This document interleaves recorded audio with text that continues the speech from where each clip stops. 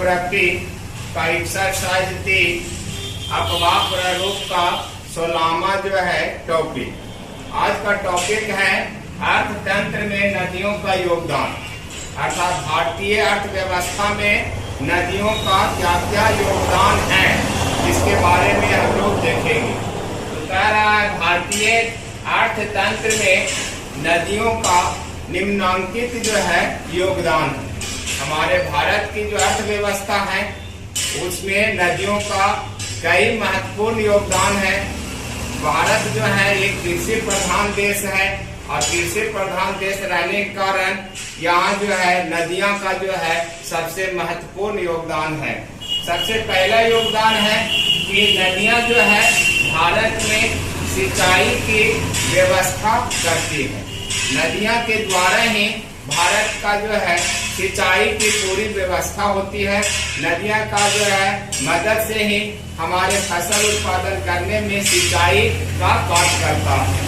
ये जो है भारत की जो आधी भूमि है वो आधी भूमि नदियाँ के द्वारा निकाले गए नहर के पानी से ही सिंचाई की व्यवस्था होती है। ये सबसे बड़ी जो है योगदान है।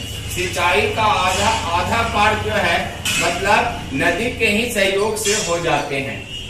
दूसरा कार्य है इसका सहयोग, ये बाढ़ के समय जो है नई मिट्टियां बिछाकर मैदानी भाग को और उपजाऊ बना देता है।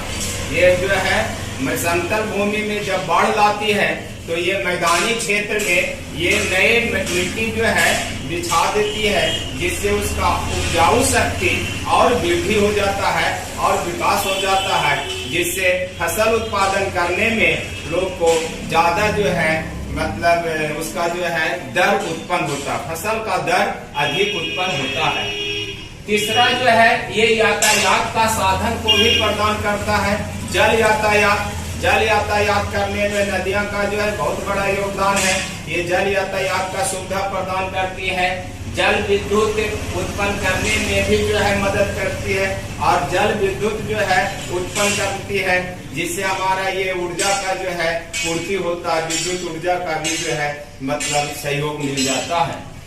चौथा जो है इसका जो है मतलब योगदान है कि नदियां में जो है मछली पालन जो है में करने में भी सहयोग होते हैं। मछली पालन किया जाता है, ये भी एक अर्थव्यवस्था को मतलब अलग से जो है मजबूत करता है। फिर जो है उद्योग को भी विकास करने में ये मदद करती है और कल कारखाना में भी जो है नदियां जो है विकास करने में वो पूरी सहयोग करती है। तो इस तरह से देखा जाए तो भारत में जो है अर्थव्यवस्था को मजबूत करने में नदियां का कई महत्वपूर्ण योगदान होते हैं। अब हम लोग जो है 17वां टॉपिक देखेंगे, नदियों के प्रदूषण होने का कारण। अब नदियां जो है प्रदूषित हो रही है बहुत तीव्र गति से, तो इसका क्या क्या कारण है जो नदियां को प्रदूषित कर रहा है, या किन किन कारण से नदियां जो है प्रदूषित हो रही है। तो नदियां का प्रदूषण होने का कई मुख्य कारण है, जिसमें पहला है नदी तट पर बसे गांवों और नगरों के मल मूत्र और कचड़ों को नदी में फेंकने या गिराने से। कारण नदी के किनारे जो भी बसे हुए हैं गांव या शहर या नगर, अब उस गांव शहर नगर से निकले हुए कचड़े मल मूत्र या नाली वाला पानी जो है नदियां में गिराने से ही नदियां जो है दूषित हो रही है। दूसरा जो है कारण है कल कारखानों से निकलने वाले अपशिष्ट पदार्थों को नदियां में डालने से। और कल कारखाने भी जो है नदियां के किनारे ही जो है स्थापित कर दिया जाता है, क्योंकि उससे निकले हुए अपशिष्ट पदार्थ, उससे निकले हुए कचरे को उसको नदी में बहाने में आसान होता है और उससे नदी से पानी भी उपलब्ध हो जाता है। इसलिए अधिकतर जितने भी कल कारखाने हैं वो सब नदी के किनारे हैं। वो जितने भी उससे निकलने कल कारखाने से निकलने वाले अपशिष्ट पदार्थ होते हैं वो सब नदी में ही बहा देते हैं। अब जिससे वो नदी का पानी जो है दूषित हो जाता है, अर्थात नदी ही दूषित हो जाती है। चौथा कारण है आपका, तीसरा कारण है तेल वाहक जहाजों से तेल का रिसाव होने से। और जो है नदियां में या समुद्र के रास्ते से बहुत बड़े बड़े जहाजों के द्वारा तेल आती है। अब वो तेल जो है वो किसी कारण से मतलब लीकेज हो जाते हैं और वो नदी के पानी में जब तेल फैल जाते हैं तो पूरा जो है नदी का पानी दूषित हो जाते हैं। तो इससे भी जो है जल दूषित होते हैं, नदी दूषित होते हैं। चौथा कारण है मरे हुए जीव जंतुओं को नदियों में फेंक देने से। अब मरे हुए जीव जंतु है उसका शरीर को जो है मतलब नदी में ही डाल देते हैं, अब जिससे वो जो है नदी को जो है दूषित कर देता है। तो इस तरह से कई कारण है, इत्यादि के अलावा और भी कई कारण है जिससे नदियां जो है दूषित होती है या नदियां को प्रदूषित कर दिया जाता है। अब जो है अगला टॉपिक है 18वां, नदियों के प्रदूषण होने से रोकने का उपाय। अब नदियां को जो है प्रदूषित होने से रोकने के लिए हम लोग कौन कौन से उपाय कर सकते हैं? तो नदियों को प्रदूषित होने से रोकने के लिए कई उपाय हैं, जिसमें पहला है कि नदियों के किनारे कल कारखानों को स्थापित ना करके, अब जितने भी कल कारखाना है वो नदियों के किनारे ही जो है स्थापित कर दिया जाता है। तो इस पर प्रतिबंध लगा के वो नदी के किनारे स्थापित ना होगा और न नदी में जो है आपका अपशिष्ट पदार्थ कचरा को बहाएगा और न नदी दूषित होगा। तो इस पर भी रोक लगा देना चाहिए। इस पर जो है इसको मतलब जो है कल कारखाने को नदी के किनारे स्थापित न करके या फिर कल कारखाने से निकले हुए अपशिष्ट पदार्थ को नदी में न गिरा के, इस तरह से करने से हमारे नदी प्रदूषित होने से रोका जा सकता है। दूसरा है नदियों में मल मूत्र कचरे एवं अपशिष्ट पदार्थ को न गिराकर।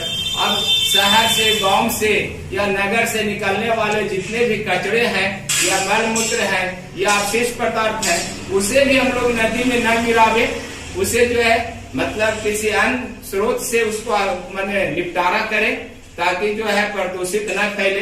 तो नदी में ही गिरा देते हैं, नदी में न गिराकर हम जो है नदी को दूषित होने से बचा सकते हैं। तीसरा है कि पशुओं के मरने के बाद या मनुष्यों के शवों को जो नदी में बहा देते हैं या पशुओं के मृत शरीर को नदी में फेंक देते हैं, तो इस पर भी जो है रोक लगाकर, इस पर भी प्रतिबंध लगाकर या इसको हम लोग या पशुओं के मृत शरीर को या मनुष्यों के मृत शरीर को, शवों को नदी में ना बहाकर, ये सब चीज अगर हम लोग करते हैं तो हमारे नदी जो है प्रदूषित होने से रोका जा सकता है। तो इस तरह से हम लोग जो तीसरा अध्याय में भारत की मुख्य नदियां के बारे में हम लोग ने देखा। भारत की मुख्य नदियां को जो है दो भागों में बांटा गया है, एक हिमालय की नदियां और एक दक्षिणी पठार की नदियां। ये दोनों हम लोग ने विस्तार से देख लिया है पिछला वीडियो में।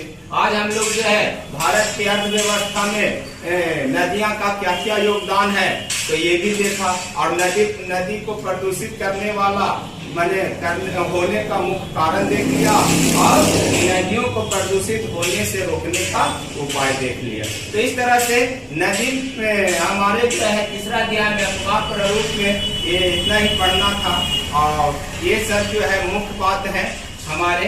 तो यहाँ आके ये चैप्टर समाप्त हो जाती है। नेक्स्ट वीडियो में हम लोग अगला चैप्टर का जो है चर्चा करेंगे।